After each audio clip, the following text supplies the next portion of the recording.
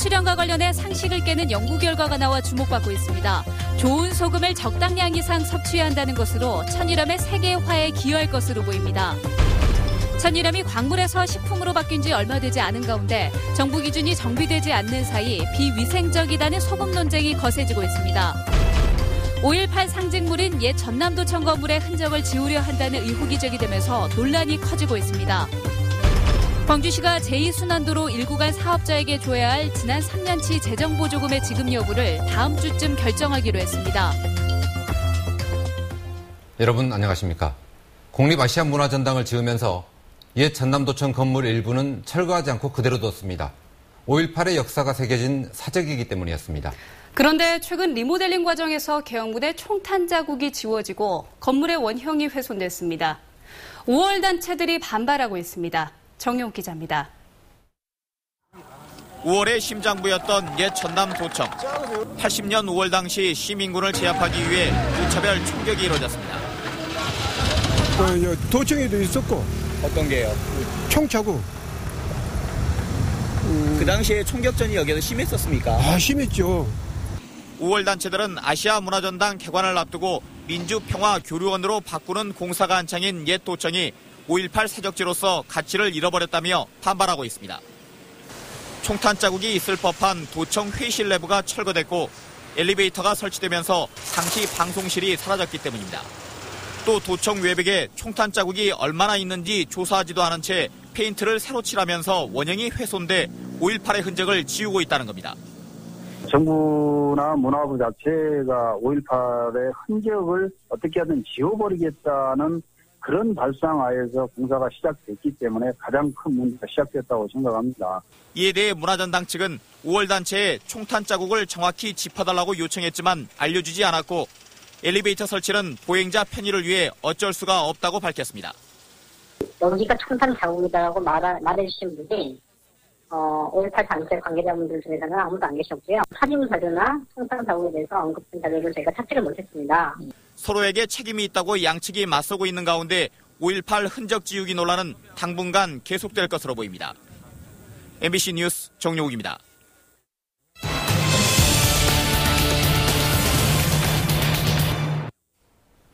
보통 소금을 적게 먹어야 건강에 좋다고 알고 계시죠?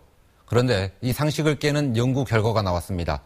너무 짜게 먹는 것도 안 좋지만 그렇다고 너무 싱겁게 먹는 건 오히려 더 안 좋다는 겁니다. 이계상 기자입니다. 소금은 침묵의 살인자라는 별명을 얻을 정도로 많이 먹으면 몸에 좋지 않다는 게 일반적인 통념입니다. 특히 소금 속 나트륨이 혈압을 상승시켜서 심혈관계 질환에 좋지 않다고 알려져 있습니다. 그런데 이런 통념을 뒤집는 학설이 나왔습니다. 다른 필수 영양소와 동일하게 나트륨 역시 너무 많이 먹어도 위험하지만 너무 적게 먹는 건 역시 심혈관계 질환의 질병률과 사망률을 악화시킨다는 연구 결과입니다. People eating more than about 5 grams of sodium a day or less than 2.5 grams of sodium a day have increased cardiovascular disease. 음식을 짜게 먹는 편인 우리나라는 평균 나트륨 섭취량이 하루 4,000mg을 넘어 WTO 기준을 2배 넘게 웃돌고 있지만 이 연구 결과대로라면 특별히 줄여야 할 필요가 없습니다. And so there's no basis for a wide public health effort to get the entire population to reduce their sodium intake. In fact, it might be harmful. 최근 미국 의사협회지 등에서 속속 발표되고 있는 논문들도 지나친 저염식 역시 건강에 해롭다. 나트륨 섭취가 고혈압 유발과 큰 관련성이 없다는 견해를 잇따라 내놔 논쟁은 가열되고 있습니다. 미국 국립의학연구소도 재작년에 소금을 적게 먹는 것도 건강을 위해 중요하지만 나트륨을 하루 2,300mg 이하로 섭취하는 것이 유익하다고 말할 근거 역시 없다고 밝힌 바 있습니다. MBC 뉴스 이계상입니다. 그런데 요즘 난데없이 불거진 천일염의 위생 논란 때문에 마치 먹어서는 안 되는 것처럼 오해하는 분들마저 있습니다. 민감한 문제인 만큼 진실이 뭔지 심층 취재했습니다. 김인정 기자입니다. 논란의 발단은 유명 맛 칼럼니스트가 시작했습니다. 천일염이 얼마나 더러운지 보려면 물에 녹여보면 된다. 흙모래가 보인다는 글입니다. 물에 이거 퍼먹습니까? 먹으면 안 되는 거죠. 그래서 허용 기준이라는 게 정해놨죠. 천일염은 갯벌에서 생산되기 때문에 불순물이 섞여 있습니다. 세계 최고로 꼽는 프랑스 게랑드 소금은 우리보다 불순물에 대해서는 더 관대합니다. 또 다른 논란은 천일염 속의 미생물 검출량입니다. 정부기관인 농촌진흥청이 연구한 논문에 따르면 천일염에서 미생물이 발견된다는 겁니다. 그런데 논문 저자는 미생물이 발견된 천일염은 생산 직후 채취한 것으로 창고에 1년 이상 보관된 천일염을 검사해본 연구에서는 미생물이 나오지 않았다고 밝혔습니다. 네, 천일염은 일정 기간 보관된 후 유통이 되는데 1년 이상 저장소에서 보관된 천일염을 저희들이 미생물 검사를 실시해 본 결과 전혀 미생물이 검출되지 않았습니다. 일정 기간 보관하면 미생물이 검출되지 않는다는 얘기입니다. 저희가 지금 일본의 메이저 식품사에 수출한 지가 지금 4년째 되고 있습니다. 올해는 그분들이 물량을 3배로 또 늘렸어요. 근데 이런 것들이 벌써 무엇인가 저희들이 안전하고 깨끗하고. 그러나 미생물 검출 가능성이 있는 간 만들어진 천일염 역시 규제 없이 시장에 나와 있습니다. 영세한 가공업체의 경우에는 묵히는 것 자체가 돈이잖아요. 그래서 그냥 해소금 갖다 쓰는 길도 있어요. 그게 세균이 많이 있을 수 있겠죠. 천일염은 지난 2008년 광물에서 식품으로 전환되면서 중금속 등 11가지 식염 규격 기준이 생겼지만 프랑스 등과 달리 미생물 기준은 따로 없습니다. 위생 논란을 끝내고 국제적인 경쟁력을 높이기 위해서라도 정부가 미생물 기준을 마련해야 할 것으로 보입니다. MBC 뉴스 김민정입니다. 금호산업 채권단이 긴급회의를 열고 매각 가격을 논의했지만 합의에 이르지는 못했습니다. 금호산업 채권단은 오늘 회의에서 매각 가격으로 8천억 원은 받아야 한다는 측과 현실성이 없는 가격이라는 의견이 맞서면서 합의점을 찾지 못했습니다. 당초 채권단은 매각가로 1조 원을 제시했고 금호그룹의 박삼구 회장은 6,500억 원의 인수가를 제시했습니다.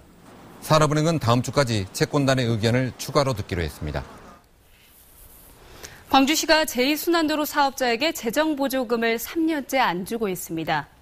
금액으로는 600억 원이 넘습니다. 의도적으로 적자를 키워서 보조금을 받아간다고 판단했기 때문인데요.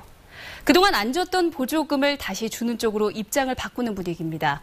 왜 그런지 한신구 기자가 보도합니다. 적자 규모와 원인을 놓고 광주시와 민간 사업자 간의 치열한 법정 공방이 벌어지고 있는 제2순환도로 1구간. 지난 2000년 실제 통행료 수입과 추정 통행료 수입의 차액을 보전해주기로 협약을 체결했는데 지난 2012년부터 3년치만 633억 원에 이릅니다. 광주시는 민간 사업자가 의도적으로 자본 구조를 왜곡해 적자 규모를 키웠다며 소송에 나섰고 지난해 이 보조금의 지급을 중단했습니다. 그렇지만 지난 21일 서울행정법원 판결이 나온 이후에 광주시가 실익이 없다며 보조금의 지급 여부를 검토하고 있습니다. 민간 사업자가 향후에 아마 지급 청구 소송이 좀 들어올 것으로 예상이 되고요. 저희들이 이제 실직을 좀 우리 시의 어떤 실직을 좀 따져봐야 되는데. 이 같은 배경에는 보조금은 시기만 미뤄질 뿐 어차피 사업자에 줘야 할 돈인데다가 비싼 사례인 마창대교에서도 경남도가 지급한 사례가 있기 때문입니다. 또 소송에 들어갈 경우에 5억 원이 넘는 법률 비용이 들고 패소할 경우에 이자도 3% 선에서 20%로 크게 늘어나는 등 부담도 만만치 않기 때문입니다. 광주시는 보조금 지급 여부가 1, 2심의 승소에 대법원에 계류 중인 자본금 원상회복 소송에는 영향이 없다며 법적인 부분을 면밀히 검토해서 지급 여부를 다음 주 최종 결정하기로 했습니다. MBC 뉴스 한신구입니다. 생후 4주가 되는 신생아들에게 접종하는 결핵 예방 백신 BCG 접종이 약 3주 동안 중단됩니다. 광주시는 백신 물량 확보가 늦어 오는 9월 1일부터 약 3주가량 광주 지역 보건소에서 결핵 예방 백신 BCG 접종을 제한한다고 밝혔습니다. 질병관리본부가 일본산 백신을 긴급 수입할 예정이지만 일선 보건소에서 공급은 다음 달 21일쯤이나 가능할 것으로 예상됩니다. 여수 경도리조트가 문화체육관광부가 공모하는 복합리조트 1차 평가에서 후보지로 선정됐습니다. 문화체육관광부는 지난 6월 말 접수한 전국 9개 도시 34개 후보지 가운데 여수 경도를 포함한 인천 경제자유구역 내 6곳과 경남, 진해, 부산 등 모두 9곳을 카지노 복합리조트 개발 후보지로 선정했습니다. 문체부는 이번 9곳의 후보지 가운데 2-3곳 안팎의 복합 카지노 리조트 사업지를 12월쯤 최종 선정할 예정입니다. 광주지법은 정율성 선생의 외동딸과 외손자가 광주시를 상대로 낸 정율성 출생지 확인 소송을 각하했습니다. 재판부는 판결문에서 정율성 기념사업을 추진하는 주체는 광주 남구청과 동구청 그리고 사단법인 정율성 선생 기념사업회라며 기념사업 주체도 아닌 광주시를 상대로 출생지 확인을 구하는 소송은 주체들에게 판결 효력이 미치지 않아 소송의 실익이 없다고 판단했습니다. 광주지검은 환자를 진료하지 않고 처방전을 발급한 광주 모 병원 의사 A씨와 대리로 약을 조제하고 택배로 보낸 혐의 등으로 약사와 배달업체 관계자 등 모두 8명을 불구속 입건했습니다. 이들은 지난해 9월부터 지난 7월까지 모두 1,300여 차례에 걸쳐 환자 진료 없이 다이어트 약을 처방하고 배달한 혐의를 받고 있습니다. 검찰은 한 건당 11,000원인 다이어트 처방전 발급이 하루에 수백 건씩 이루어졌다며 병원 등의 수익이 엄청났을 것이라고 밝혔습니다. 오늘 오후 6시 30분쯤 광주시 북구 문흥동의 한 아파트에서 51살 강모 여인이 별거 중이던 남편 54살 김모 씨에게 가슴 등을 수차례 찔려 현재 생명이 위독한 상태입니다. 남편 강 씨는 범행 직후 아파트 7층에서 뛰어내려 숨졌습니다. 경찰은 이혼 전차를 밟고 있는 두 사람이 금전적인 문제를 상의하다 말다툼 끝에 일이 벌어진 것으로 보고 정확한 경위를 조사하고 있습니다. 광주고법은 나주 미래산단 조성 비리 혐의로 기소된 임성훈 전 나주시장에 대한 항소심에서 징역형을 선고한 원심을 깨고 징역 2년에 집행유예 3년을 선고했습니다. 재판부는 임 전 시장이 자치단체장으로서 다른 공무원의 모범이 되어야 할 책임을 망각했지만 일반 뇌물범죄보다 상대적으로 죄질이 가벼운 점 등을 참작했다고 밝혔습니다. 담당 공무원 등 핵심 관계자들은 최고 징역 12년 등 중형을 선고받았습니다. 일반 사무직원을 명칭만 조교로 일정 기간 고용하고 해고하는 대학 관행에 제동을 건 40대가 항소심에서도 승소했습니다. 광주 고등법원 형사일부는 전남대학교 전 홍보담당관인 49살 박모 씨가 국가를 상대로 낸 해고 무효 확인 소송 항소심에서 박 씨에 대한 해고는 무효라며 원심대로 원고 승소 판결을 했습니다. 재판부는 박 씨가 연구 업무 등을 하는 조교가 아니어서 2년을 초과해 일하면 무기계약직으로 전환되는 기간제법 적용 대상이라고 판단했습니다.